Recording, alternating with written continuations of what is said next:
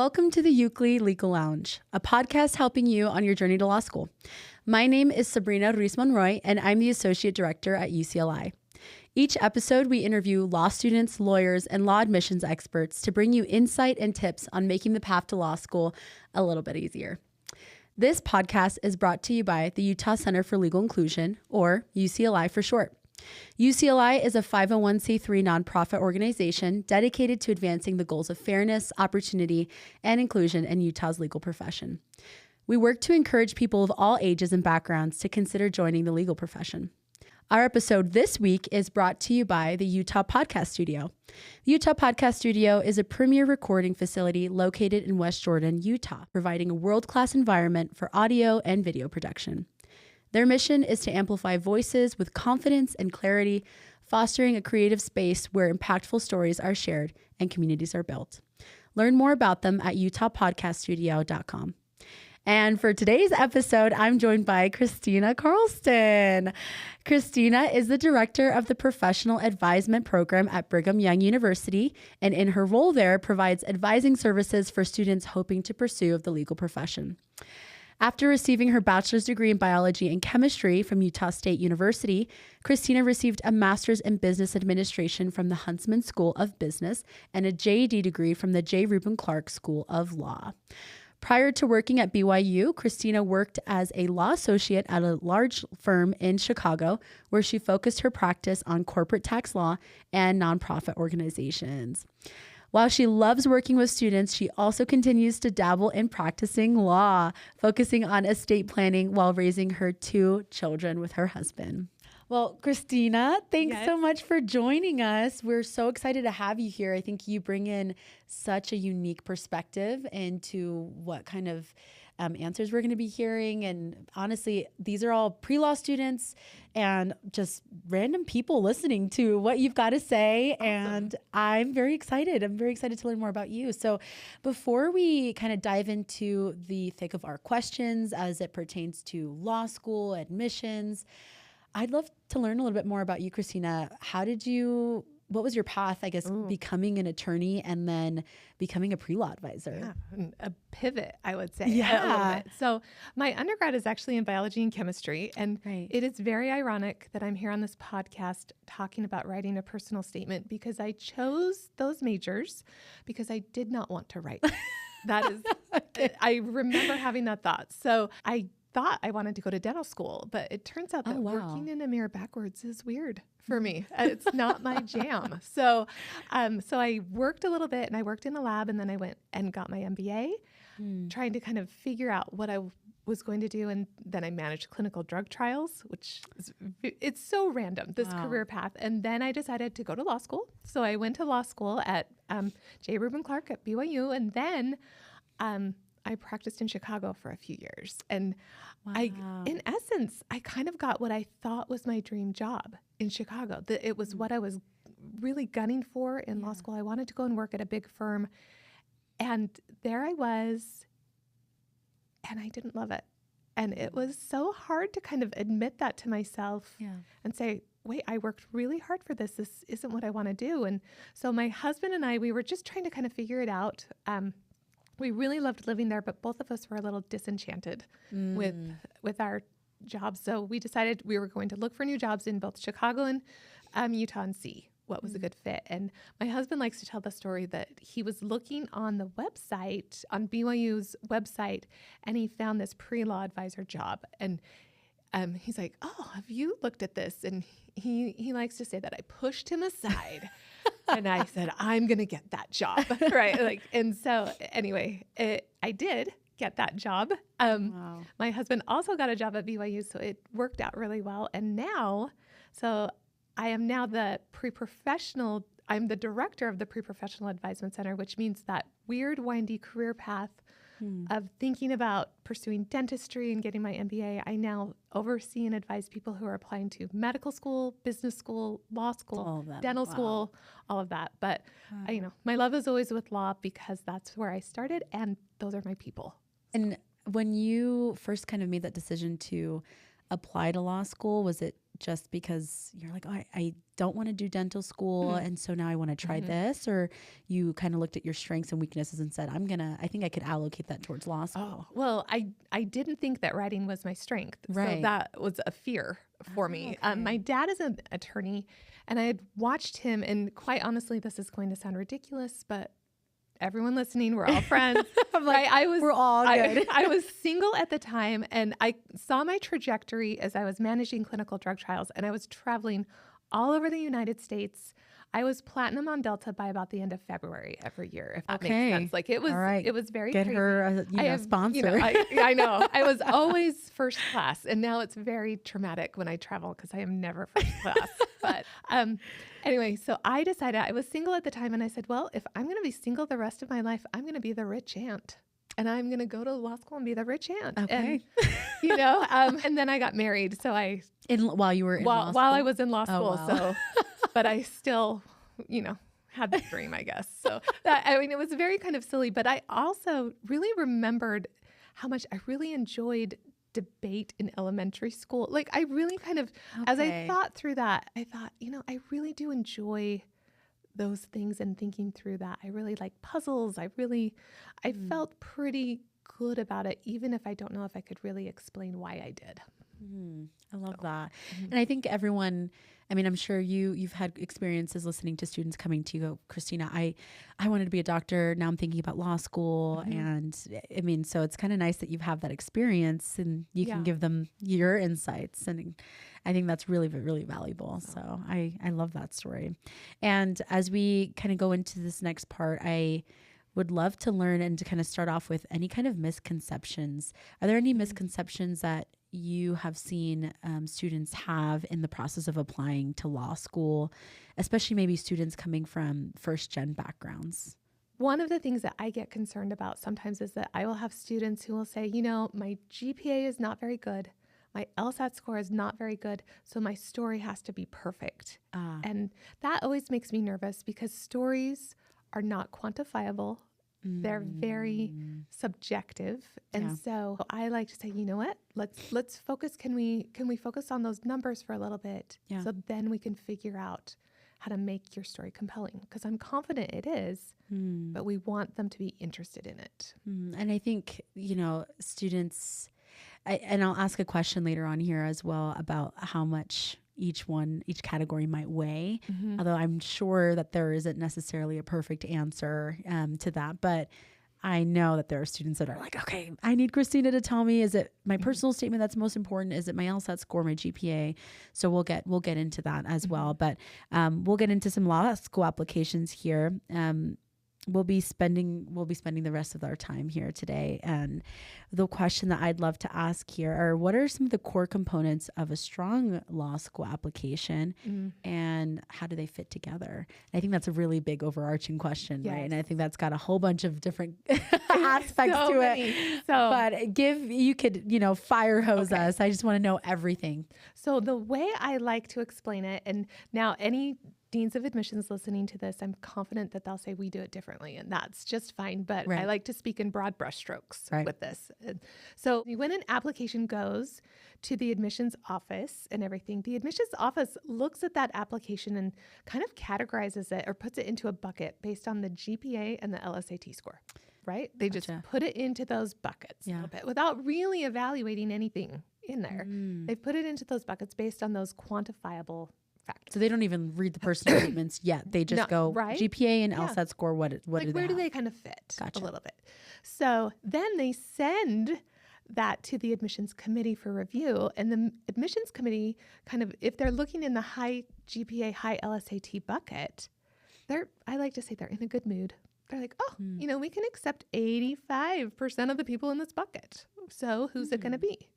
And that's when they start to look at those other factors. Right? Gotcha. So if you're in the low GPA, low LSAT bucket, they're like, we can only accept 5 to 7% of the people in this bucket. I am making up these percentages, by the way, right? But we can only accept a small few. And so that's when those really subjective factors really play out. But we don't know what that law school needs. And so they may not need what you bring if you're in that bucket. And there we go. So, I mean, of course, the best bucket to be in is the high GPA, high LSAT bucket, but I would say the next best bucket to be in is perhaps the lower GPA, high LSAT bucket, because the LSAT or the LSAT is the great equalizer. Everybody has to take that, but people major in different things, and especially people have different paths as they're in undergrad, you know, and sometimes it might take them a bit of time to figure out how school works and everything. And that GPA might reflect that, but if we can bring that LSAT score up, then we've got something that they want. And I was just going to ask then which category I guess would matter the most, but it sounds like they weigh each one differently, but if you're going to be in a bucket with a lower kind of side, let it be low GPA, high LSAT. Right. Okay. I would say the hardest bucket for me as I'm working with students is probably the high GPA, low LSAT bucket, because we want the GPA to matter more than it does, if that makes sense, right? Like, you know, a student will look at it and say, I have worked so hard for this GPA. And I'm like, you absolutely have. But it's very hard to compare your GPA with someone who graduated in a different major at a different school, but you both took the LSAT. Wow. And let's say, you know, you have a student who's maybe in their sophomore year of college and undergrad. What kind of advice would you give those students early on who maybe they've got that strong GPA so far, they haven't taken the LSAT yet? Any advice you would offer those students early on? I always say take care of that GPA. Treat it like a newborn baby in the sense, right? Like you love it, you take care of it. And if the newborn baby falls off the bassinet, you pick it back up, right? Like you don't let that stop you. And then I would say, I want you to take a practice LSAT. I want you to take one right now. And students will kind of freak out about that a little. They're like, I just cold. I haven't studied for it. And I say, yes. Yeah. Let's rip off the Band-Aid and let's see what you're going to have to do well on this test. Because I'm a firm believer that almost everyone can do well on this test if they give themselves enough time and enough tools to do well on it. Sometimes people may not want to spend all the time necessary to get there. And certainly sometimes people start much higher and so they need less time.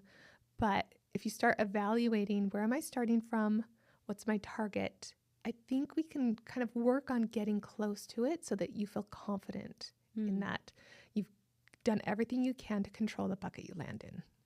I love that. And I think we're going to have some students who fall into the high category, high GPA, high LSAT score, and they might be freaking out. They go to you, KrisTina, how do I make myself stand out? Is that where personal statement kind of comes in? Oh my goodness. Right? Yes. Any kind of initial tips that you would offer there, and what makes a personal statement? I don't know if I like saying stand out, but you know, what allows the committee to really understand who you are in the best way possible via personal statement? After you kind of land whatever bucket you're in, that's when they look at letters of recommendation, resume, and personal statement. And your personal statement is really your opportunity to help them get to know you, right? So I like to explain the personal statement and say the personal statement has two goals. One is you want the admissions committee to read it and say, I like this applicant. I like them. And the second is to say, I understand their motivation to now go to law school. So those two things need to be there in the personal statement. More important is the likability than the why, but the why is still important. Would you say that there are any red flags that students should make sure they don't put into their application? Because I know that there are students who have, I mean, even in our programming, we have different scholarship programs and we have fellowships, and we review personal statement aspects, and these students have some insane stories. I just get worried sometimes about, I guess, the sappy stories that are just like, oh, my life, this is, you know, the tribulations that I've gone through. Here's how I've gotten out of it. But it sometimes has this, you know, negative connotation. So any kind of red flags that students should make sure that they don't, you know, do in their personal statements. I call that kind of like the trauma statement a little bit. Right? Trauma dumping. Yes. And you know, and honestly, I was talking to a member of the admissions committee at a school back in the East, and they said that they had to change their prompt for the personal statement because they were being dumped on so much that it was just so emotionally taxing for them to read these statements, gotcha. right? And so I don't love that story, but for me, as someone who helps people with personal statements, I look at that and say, if you have a compelling story that is like that, the focus needs to be on where you are now and what you've learned from that and how you're different because of it. You can't sit in that and say, and in essence say, feel bad for me, let me in, because that's not what I know they want to say about those experiences. And how important is the why factor of that question? And do you have any tips for the tactful way that a student should kind of address it? Why law? I'm going to pivot a little bit with that. Please. Because the way I'd like to explain the why law is that the why law has to be connected, but it doesn't need to be perfect. Okay.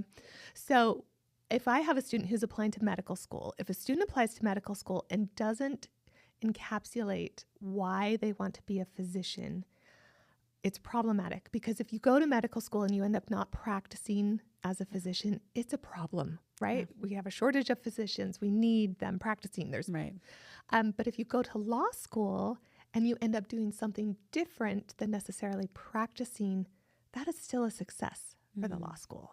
Oh, right. I mean, different. Yeah. And so because of that, I think the why of law needs to be, this is what's led me and why it's the logical next step, not this is what I want to do with my law degree when I finish, sort of thing. See. Right. I didn't realize those were so different. Yeah. Okay. So a why of law can be, I really enjoy studying these things. This fits in my skill set. So I'm excited for the next step of my education. Or I've seen these injustices and I want to work on them. And most importantly, here's what I'm doing now to work on them. And law school is going to give me the tools to do even more. I really like that. And I think that's going to help students hopefully zero in and focus their essays on, okay, what can I do at the law school? How can I really just show them this is something that I'm, the reason why I'm interested in this in the first place. And I think there's also this concern about not having a compelling story. Yes. You've got students who are like, oh, I went through X, Y, and Z thing. I'm going to put this on here. And then you have students who are like, KrisTina, I was just a student. I don't know. I was fortunate and I have no sad stories. Like this is, so any advice for those students who feel like they don't have any compelling stories or where they should maybe start? So I would say be cautious of the compelling story, if I'm honest, right? Yeah. Sometimes those compelling stories are not quite as compelling as they think they are. Yeah. I worked with a student who, for various reasons, he loved this story where he was in a foreign country and he was held up at gunpoint. And he loved to tell this story. And so his personal statement started out with this, in essence, compelling story. Right. That anecdote at the beginning. Yes. Okay. I'm like, why are you including this? And he just said, KrisTina, at parties, people ask me to tell this story. This is like, they think of me and they think of the story. So, right. So that's the compelling story. And he ended up not getting accepted for various reasons. And he met with a dean of admissions who read his personal statement and stopped and said, who's been to this country and hasn't been held up at gunpoint a couple of times? But this is not that interesting, right? If this student could have said, because of this experience, I now fight for gun control. Or because of this experience, I'm now a black belt in karate and take personal protection very seriously, right? Those compelling stories have to be matched up with, this is what I've learned and what I do now because of it. Wow. Yeah, that's definitely, and I never know what the committee is thinking, but I think that's a really good, example of the insight that they have. Like, is it going to be important for them? Does it tell them about who you are and what you're really trying to bring to the table? So I really, really am grateful for that. And when students are prepping for this personal statement, I'm sure they're going to have many drafts. Is there, do you think there's not a limit, but would you say there's like a specific number of drafts that students should really at least be like, at least 2 or 3 drafts that you should have? Or when I'm working with a student, what I tell the student is get out of your head that you have 2 hours tonight and you're going to pound out your first draft. Just don't That's do it. ambitious. I don't know if any students done that before. Oh my God. But they think they're going to do it. And they're like, tonight's the night. I'm just going to pound out that draft. And I'm like, stop. Because you end up investing so much time in stories that may not be the ones that are the best for you to use. So instead, I encourage students to look at it and step back and say, what are some of my best qualities? What would my family, what would my friends say? I like that. And then after you've identified maybe 5 of your best qualities, follow that up and say, what are 3 experiences where if a drone filmed this and someone else watched it, they'd walk away and say, wow, Sabrina's a really hard worker, or KrisTina is really empathetic, right? Help after you've done that. So you really haven't written much, right? But you've got that moving and grooving.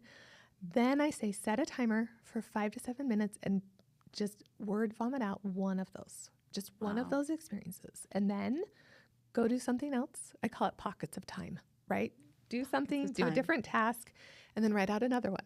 And it feels slow at first when you do it this way. It's a slow start and you're like, I'm not making any progress. But what happens is then you're going to have 15 little vignettes written down. Yeah. And you can start looking at them and saying, okay, what's working here? What's not? A story that I thought I was going to include, oh my gosh, takes so much space to help them figure this out. Right. I'm going to do that. And then you can start kind of putting them together as puzzle pieces, you know? And honestly, what's nice about that too is that there are other optional essays or supplemental essays in the law school application, and you've already gotten started working on those without even realizing it by doing that approach. I really like that. Yeah. It sounds like just, cutting it up and dividing it. I think that also makes it less stressful for the student who feels like they've got the whole world on their shoulders. Like, I have to do this right now. Hopefully if you start early enough and early enough in the cycle, you have that time to do it. Totally. So, and there are students that are at Brigham Young University who have you, fortunately, and who will be able to say, KrisTina, I'd love to make an appointment. And, would you be able to read my first, second draft? Any advice, would you offer any advice to students who might not have a pre-law advisor at their university? Most universities do have a writing center of some sort. So I would say take it to the writing center and ask them to read it and ask them 2 questions. Do you like this person? And do you understand this person's motivation to go to law school? Right? I love that. The other thing I would say is finding kind of like a neutral third party who is invested and wants you to succeed, but didn't watch you all throughout your time. So maybe not your family. Yes. Yeah. Like I'm a mom and I am not very objective when it comes to those things. So finding that neutral third party who can give you some really solid feedback to say like, okay, I don't understand this. How did you get here? The other nice thing is that neutral third party can help you perhaps draw some conclusions and some reflective lines between experiences that maybe you hadn't seen because you look at your life as very timeline oriented, and it's sometimes hard to see growth. So true. Right? Wow. So, and I guess that's another thing. The personal statement also looks for growth a little bit. Like, what have you learned? Who are you now because of that? Love that. Yeah. Okay. And another aspect of this, and thank you for sharing that, is I'm going to say it and everyone hates it too, but AI. Oh yeah. AI. KrisTina, what is your perspective with AI? Because I can't even tell you, I know that more and more, even with just homework and assignments, there are professors that, they have the detectors now, and I'm sure admissions, to some capacity they're using that as well. What is your perspective with it? Should students be using it? If you have students planning maybe just the draft originally, like what is your take on AI? There's so many ways to approach this question. The first thing to think about with AI is that you need to understand math before you can use a calculator a little bit. And so I get nervous with AI simply because you need to understand what is good writing before you use AI a little bit. And if you're just relying on AI to tell you, we're in trouble because we've lost your ability to reason through it. So I was talking with, this was actually just a couple of weeks ago, a director of admissions, and he said he reads so many personal statements. He said, I can almost always spot an AI one in the first 2 or 3 lines. Right. And I'm like, really? But I think if you're relying on it for your voice, you've lost your chance to be authentic. Yeah. The other aspect of it is that I can see eventually where the written portion of the LSAT becomes more and more important as admissions committees start to kind of compare and say, is this personal statement match the voice that we see in this? There's been so many applications, and law schools really have been able to be a lot more discerning about who they're admitting, and that if two people are kind of seen equally, that could be an easy one for them to go to and say, like, here we are. Whereas before, it wasn't as important, right? Exactly. Wow. I mean, of course, your personal statement is going to be much more way polished more. than that 35-minute written piece, but the voice has to still be there, right? And I guess the other thing with AI is you are only as good as the stories you give it. So if you have not been reflecting on your experiences and everything, AI is not going to tell you why you want to do this. Right. You have to have that in there. Mm-hmm. Well, and so it sounds like there are some aspects where AI can be helpful. Mm-hmm. Would you maybe not recommend, but if you were to allow students to use it, to those listening who are like, okay, well, I've got the writing down. I can write really well, KrisTina, but I want to maybe put in my ideas, put in some sort of what's a possible kind of outline. Mm-hmm. Would you say that is okay for students to use AI in? Or I would say be cautious. Okay. It depends, right? I am a lawyer, so every answer, it depends. Right. But what happens is that some schools will ask for you to kind of sign your name that you haven't used AI, or they'll ask, have you, and have you disclose it? I know University of Michigan, I want to say, had one where they said, we don't want you to use AI for this, and we want you to use AI for this. Oh, they encouraged their students. Right. They had an essay where they wanted you to use AI and said, don't use it for these others. And I don't know. We'll see if they do that again. But I wonder what that that's so interesting. So I was thinking about it and said, well, what's the difference between AI and making an appointment with me? Right? And as I thought about it, I think if I'm working with someone, I'll give them suggestions. Right. I'll say, what about trying it this way, that sort of thing. And then their job is to then take my suggestions and really kind of, I say, go to the edge and decide whether or not you like it or you don't. And make that decision.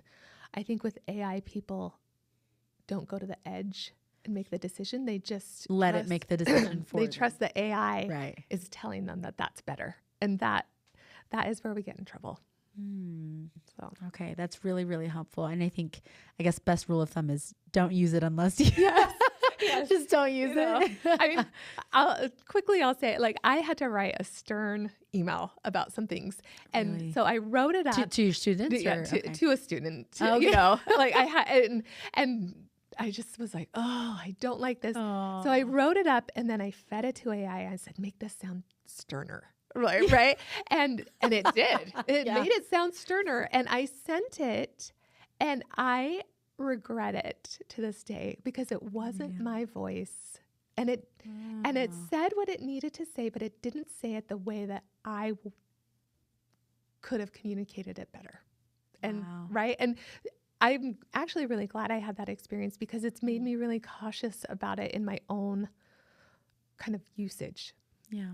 Well, and I think it's important to note that you're going to be writing as an attorney, no matter what field you go into, and you're going to be talking to people too. So it's learn to have your own voice, but this is really helpful. Hopefully students try not to use it as much, or if they do use it, use it with caution. And maybe that's where they could also go to their pre-law advisors like you and say like, okay, KrisTina, I used it a little bit. This is exactly where I used it. Can you tell?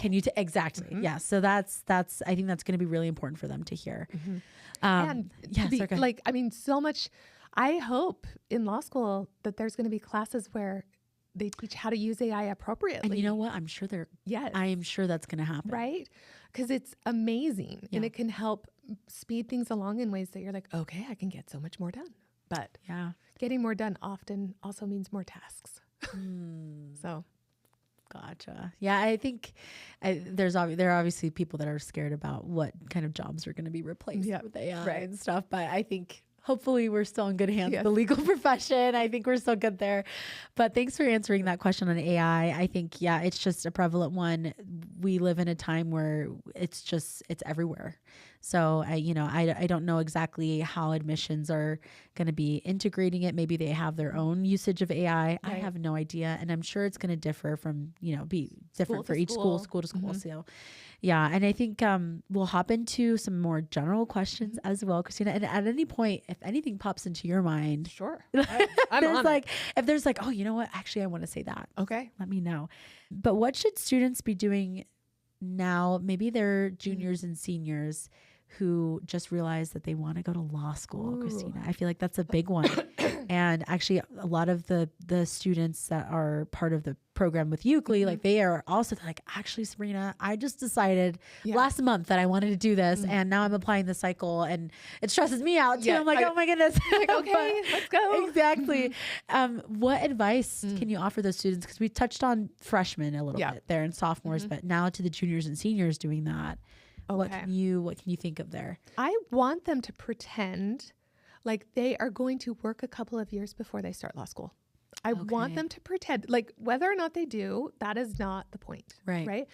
So I want them to be building themselves out a little bit and having experiences and internships where if they have to go on the job market, they're not afraid to go on the job market. Right. It doesn't mean you have to or anything, but I want you to finish that undergrad feeling confident that you have other options besides law a little bit, right? Gotcha. So if you've done that, then junior, senior, kind of what happens, if they've come to the decision late, we're going to focus on, what bucket are we going to fall in? What does that mean a little bit for them? And then we start to look at it and say, is it more important to start law school next year?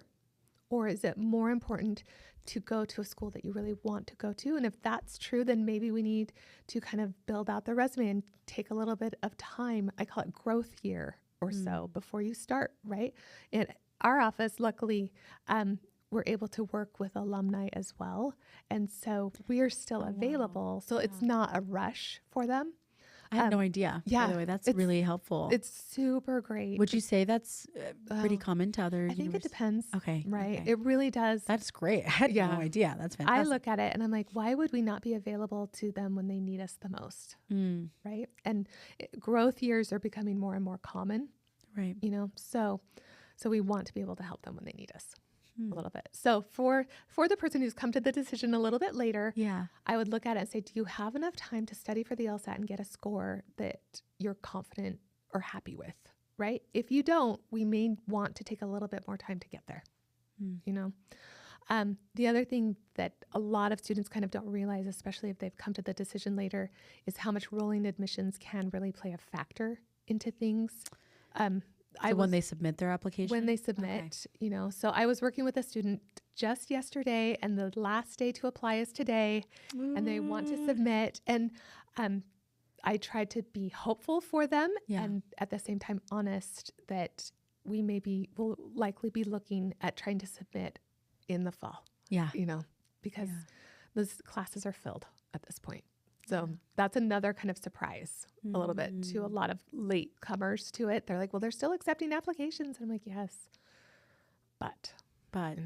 Well, and I think there's also the consideration of scholarships as well. Yes. It's like, are you prepared to pay an X amount of money for this school? Is it even your dream school? Right. And KrisTina, what would you say is a pretty good timeline for these students to have? I like to tell students, if I have my druthers, and I just make up this date, I would love to have you submit everything by Halloweenish time. That technical Halloweenish. Date. So end of October. End of October. If can't get it then, we want to go for it.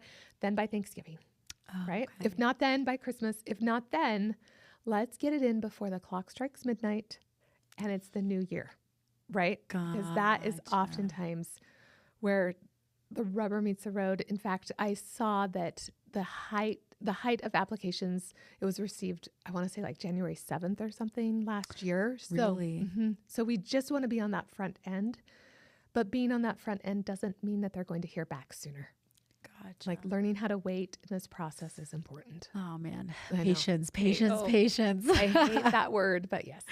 And would you say that, let's say, for example, actually, because I know that there are going to be students listening who are, fall into one of these buckets. Let's say we have a low GPA, low LSAT score, killer personal statement, maybe. That is a student that you would advise to apply Early. Okay. Early. I will always say though, because I'll have students who will be in that low GPA, low LSAT bucket, and they're like, but because I'm applying early, I'm a sure thing. And I'm like, Not necessarily. Not necessarily. Do we have time? Are we ever going to change the bucket? Right? But if you're like, this is my bucket, then I'm like, yes, let's go for it. Let's get it in early and let's cross our fingers and go for it. But I guess best rule of thumb for anyone, even if you are high, early. Yeah, Halloweenish time. Let's go for it. Love that. And KrisTina, what's one underrated factor in admissions that you think students might overlook when applying? Optional essays. Actually, optional essays. Okay, yeah, let's touch on that. I think students read the word optional and they're like, KrisTina, do I really have to do this? They tell me it's optional. And I look at it and I ask them, well, do you really want to go there? That's a great question. Do you? They are receiving a lot of applications. And if you find it so difficult to write a 1,000 character essay on why you want to attend there, that is not going to help them in thinking that you're really interested in them. Right. Yeah. So optional essays, and to be fair, there are some essays that are truly optional. Like, have you ever been convicted of a crime? Right. And if you answer no, you do not need to answer that. I know. If you answer yes, then you definitely have to explain that. I'm assuming through an addendum or something. Yes. But for the most part, those optional essays where you have a chance to help them like you just a little bit more and get to know, and they can get to know you better. Let's take advantage of that. I think that's really helpful because originally, at least in my experience, I've had students come up to me and they say, I don't want to do the optional essay because I feel like I'm coming off too strong to the admissions council. No. If anything, that gives that allows them to learn more about you. Yes. Okay. Yes. Okay. That's really, really great. Okay. And like with that idea of too strong, I always like to say, you can always tone it down, but it's really hard to build it up. So let's be full of yourself at first and then see how we can dampen it a little bit. Okay. We need to. That's really great. Optional essays. And I'm assuming those also differ from school to school. Okay. Yep. Okay. And last question here. If you could give one piece of advice to a pre-law student starting today, maybe a phrase that you would offer or like a brief kind of sentence or two, what would you say to the pre-law student? Oh, gosh, it depends on where they are at. I know. But if I'm talking to freshman, sophomore, I'm going to tell them, let's take that practice LSAT and let's start getting to know your professors, right? Ooh. Law schools really do love themselves academic letters of recommendation. Law school admissions committee look at attending law school as an academic endeavor. Right. So they want to know how you perform academically, right? So don't be afraid to talk to your professors and get to know them. Yeah. Right. That's what I would say. If they're a little bit further along, I would say like, okay, let's go for it. We would talk about timing. Gotcha. That's what would be timing is everything. And you just made me think about maybe these non-traditional students who are applying. Let's say you have somebody who's coming back to the advisement center and they go, KrisTina, I've been out of school for 5 years. I was close to maybe 2 professors and it's been a long time. What kind of tips would you offer that student or that graduate as they're trying to navigate how to maybe reach back out to their professors and asking for that? Yeah. So I like to tell them your job is to make it as easy as possible for them. Yeah. Okay. That doesn't mean you write the letter for them, but that does mean that you give them information that makes it easy for them to say yes. Right. I see. So, if you're reaching back out after a while, you send an email and you say, Professor so-and-so, I took your class this semester. I received this grade. We had this interaction. You said this about my paper. It has been a few years, and I now find myself applying to law school. I'm wondering if you would be willing to write me a strong letter of academic. I feel like that's a really important word. Right? A strong Not just a letter. Not just a letter, but a strong letter of recommendation based on my classroom performance. I know it was a while ago, and I want to provide you with all the context that you need so that this would be possible. Would you be willing to meet with me for a few minutes to discuss this? Oh, so also asking to meet up with him. I think it's really helpful. Yeah. I get requests all the time, and I'm like, don't make me look up when you took a class from me. Like, if I have to kind of try and figure out this, it's hard, and I don't need more on my plate. Make it easy. Yeah. I love that. Well, and would you also recommend students who maybe, let's say they were only able to get one student, one professor, do they just reach out to their employer for a recommendation letter? Thank you. So, of course, the ideal is to get academic letters of recommendation, and that's when we have to kind of reason through it. And again, this is one where you kind of get close to the edge and then you decide. Right. So while it's preferred, you can tell me, KrisTina, I can have a letter of recommendation from a professor, and it's going to be a 3. Gotcha. And I can have a letter from my boss, and I can have a letter from like the organization I was volunteering at, and they're going to be 9s, right? I know that law schools prefer this academic, but these are going to be so much stronger. And that's when I say, well, then weigh it out, right? Yeah. Like, weigh it out. And if you tell me you feel like it's going to be that much stronger, then okay. Some programs will say if you don't satisfy kind of our specific criterion for recommendations, you can apply. Right. Well, your application stops. Law schools typically don't do that. Okay. But just knowing their preference means I want you to pursue it. And then if that doesn't work, or if you feel like the other ones are going to be so much stronger, great. Yeah. But I would also say, watch out for the family friend letters. Those are typically not as strong as you think they're going to be. Yeah. And they're easy to be dismissed a little bit because they're very biased. Yeah. Rightfully. Yeah. That makes sense. Wow. Okay. Anything else you have to say for recommendation letters? Oh, you could see, I can talk about this stuff, right? Like, I'm not even here to talk. Because I'm not even here to talk about this. But so much time. But that is, I think, just something that I think students kind of don't think about until it's too late a little bit, and then they're kind of scrambling, or they're just feeling unsure a little bit. I guess another tip that I like to say when it comes to letters is when you do ask, you say, I'm asking you because of these 3 things, and give them specific anecdotes that happened. A couple of years ago, I had 2 students. If you have an example, I love a good example. I love a good story. So I had 2 students who both worked for me, and they both asked for letters of recommendation at the exact same time. Oh, and I said, okay, great. So for both of them, I said, okay, I'm happy to do this. Tell me 3 things that you're hopeful I could talk about in your letter, right? Oh, okay. Whether or not I do, that's up to me, but help me understand why you're asking me.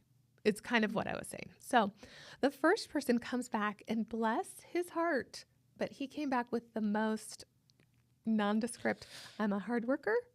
I have a good GPA. Like, it was very vanilla. Vague. Yeah. Very vanilla. And then the other person came back, and she came back with 3 specific instances of things that she had done that I should have been able to talk about. And one of them is this. I was out on maternity leave, and she saved my bacon with a project. And I had forgotten it completely, right? It was totally not even on my radar. But she's like, when you were on maternity leave, I did this, this, and this. And I'm like, oh my gosh, she did. Right? And it's not that the person who came back with the nondescript stuff got a bad letter, but the person who came back with really specific instances got a great letter because it was so easy for me. Yeah. Right? Don't be afraid to toot your own horn when it comes to this stuff. Let them know why you're asking them, I love that. And I think sometimes either students maybe just don't understand the practice of doing that. And then also students might feel bad and like, I don't want to sound egotistical or an elitist by doing this, but they need to talk about you. So it's like, what else? Well, you are the star of your show. Thank you. Right. So, I mean, bringing this back to personal statements, a lot of times where students go awry is that they will focus on someone else and something that they saw instead of on them. So even in personal statements. Oh, yes. Right. My grandma did this. My mom. And I'm like, that is great, but your grandma's not applying, you know? And so the story, if you want to talk about your grandma, it has to be how it impacted you. Yeah. And what you do now because of it. So like with that, there's 3 things that I'll tell them. I'm like, you need to have some connection, and that's the show, don't tell, right? Show, don't tell. Right. Love that. It's the classic, but you can show too much. So you've got to be careful because this is not creative nonfiction here. Tasteful showing. Yes. Right. Yeah. And really for personal statements, you have about 2 pages double spaced. It can't all be not that much. No, it's tight writing here. Oh, so wow. You have to kind of have those stories, and then you have to ask yourself this question: why am I telling them this story? Like, what is it about this story that I want them to know? And if you don't know, then goodness, the admissions committee's not gonna know. They definitely won't. It's just a cool story. That's not enough. Why am I telling them this story? And then take away, how am I different because this experience happened? So if you can do that, your personal statement's going to work. I love that. I pretty much have here some rapid fire closing questions, KrisTina. But if there's anything else we want to touch on. Back to the idea of where sometimes people just have in their head what they have to say. Yeah. When they do that, they end up being so short-sighted about it. I will never forget, I worked with a student who brought a draft of their personal statement and said, these are my stories. And so it was hard. We had to work hard to kind of manipulate Like they put several stories in one? Like she said she had to talk about this experience and this experience. Like, and so here's my draft. Help me improve my personal statement. I see. Right? So it was kind of like trying to shove a square into a round hole a little bit. Like, right? Like we just, like there was a manipulation, you know, and part of this was on me because I didn't press her as much as I should have. But we got something that was honestly good enough. Okay. And good enough is a real standard for the personal statement. You're never going to please everybody, but it was good enough. And then she came back a couple of weeks later. She's like, I've got these supplemental essays and I don't even know how to approach them. I don't know what to say. And that's when I started to ask her questions. Yeah. And she had a really interesting life. Her parents went through a really difficult divorce. She ended up kind of raising some of her siblings. And none of that was addressed in the personal statement because she thought that's not what they want to hear. Wow. Right. And it made me so sad. I'm on the edge of my seat. Right. Like, I want to learn more about her with that story. And it made me so sad because it was a real missed opportunity to help law school see how fantastic she was. Oh, right. Yeah. So those supplemental essays were much better than her personal statement because she was willing to explore some of her, what she considered mundane experiences and find them to be fantastic. Right. Wow. You know, and I guess part of that too is we talked a little bit about that idea of drama, trauma, personal statements. Right. And the way I like to phrase it is it's not drama, but it's a willingness to be vulnerable is very important because that vulnerability helps the admissions committee reader connect to the person. If I read a personal statement and it sounds like this person has never struggled, it is very hard for me to relate to them. It's very hard for me to like them, you know? I'm like, oh my gosh, get your degree now. You don't need the education. You're ready. So anyway. No, I love that. That's just great. Some things about that. So that's great. Thanks for sharing that story. Love that. Now I want to know who she is. I know. Yeah. You know, she ended up getting into some really good schools. Is she in law school now? Do you know? Yeah, I'm sure she's graduated now at this point. Oh, okay. Right? So it's been quite some time. Yeah, quite some time. It could be 4 years and they're graduated. You know, I'm like, oh my gosh. And now they're a partner. I'm like, oh, when did that happen? No, you know, like it just happens. But that's always a really great feeling. I mean, how rewarding is it for you to know that you've directly helped some of these students? And yes. Like, do they ever come back to you? Oh, yes. In fact, one of my favorite things is one of my former students, we ended up having kids at about the same time. Oh. And now we'll go on vacations together sometimes. Really? And it's so funny because I'm like, you know, I was her boss and her professor and, you know, and now it's such an equal playing field. And in fact, I mean, she's amazing. She does amazing things with this law degree. And I'm like, oh, okay. That's amazing. Yeah. That makes me really happy knowing that you have that connection still with your previous students and that this really worked out for them, you know, and I think every single story is so different, but I love what you said. And I think like, it just keeps coming to my mind. You are the star of your own show. You are your biggest advocate, and finding the most tactful way, the most strategic way in showing them who you are is going to be the best thing that you can do. So I really appreciate that. Thank you so much, KrisTina. Yes. You've been at your job for quite some time now, and I'd be interested in learning more about what keeps you going, what keeps you wanting to get there every single day. To be fair, a job is a job. Yeah. And sometimes there's always things about your job you don't want to do. Right. But I have been at this job much longer than I ever thought. And that is because of the relationships and the students that I get to work with. In fact, like in preparation, as I was thinking about experiences I had, I'll never forget, and I might tear up telling this story, but I'll never forget working with a student where, you know, I am privileged to learn some of their things that they don't naturally disclose to people. Right.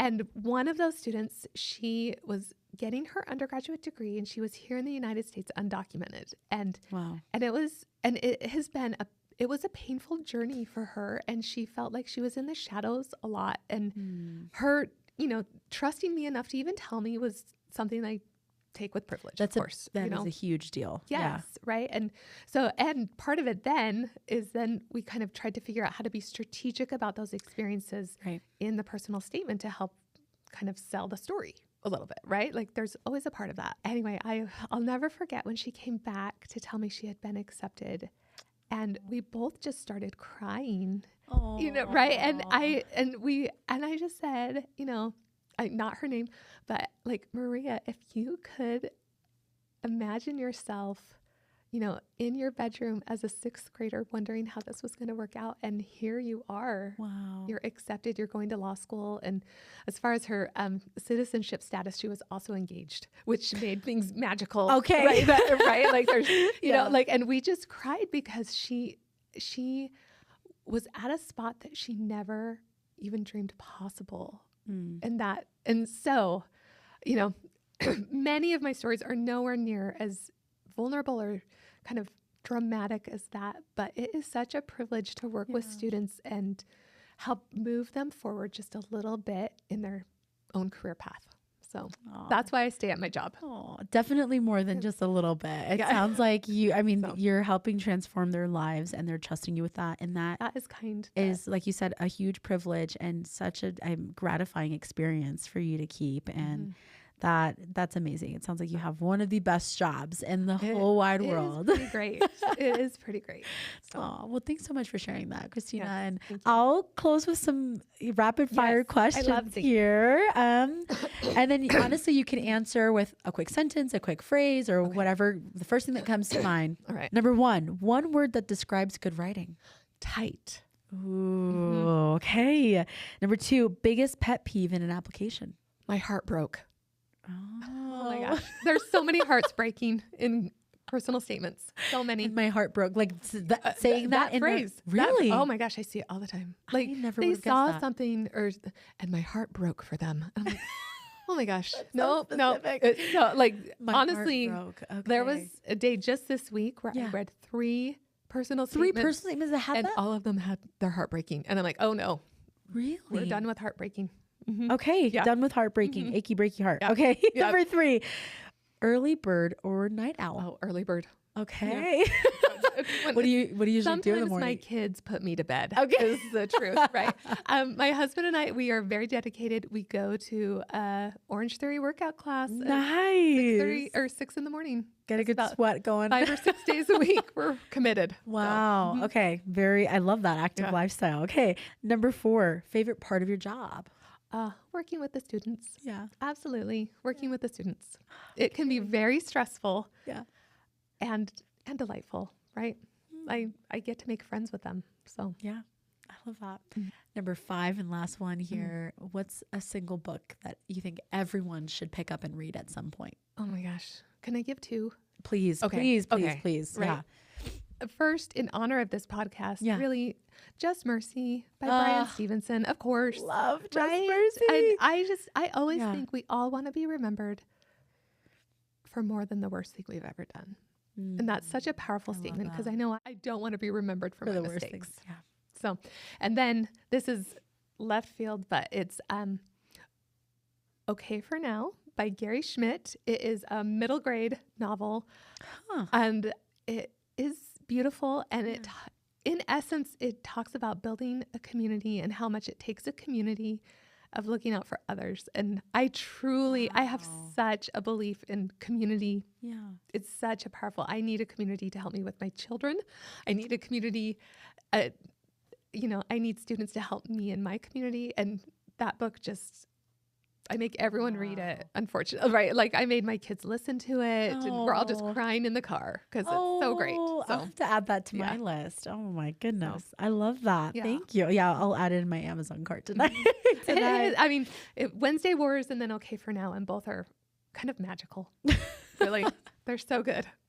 Well, thank you for those rapid fire questions. And then I have one final reflective question here. So you could close your eyes really quickly, KrisTina. And then once I'm done with the question, feel free to open them. Okay, KrisTina, imagine the version of yourself in high school or early college before you ever envisioned becoming an attorney. If you could speak to that younger KrisTina, what wisdom would you offer her about the path ahead? I would say it's all going to work out. Yeah. Stop stressing about it and enjoy getting there a little bit, right? Like, right now, I love to tell students, I'm like, you're going to be working a long time. What's the hurry in getting to that spot? Let's get there at a good pace a little bit. And you picked a time where I had a really horrible breakup. So I was thinking of that horrible breakup, and there was a lot of angst and a lot of insecurity happening. And so just saying, it's going to work out. So that's what I would tell that person. Man. Thank you so much, KrisTina. You are amazing. This has been fantastic. So great. You're so good. Thank you for sharing your story and your insight with us today. And for everyone listening, this has been KrisTina Carlston, and this is the Euclid Legal Lounge. Thank you for having me.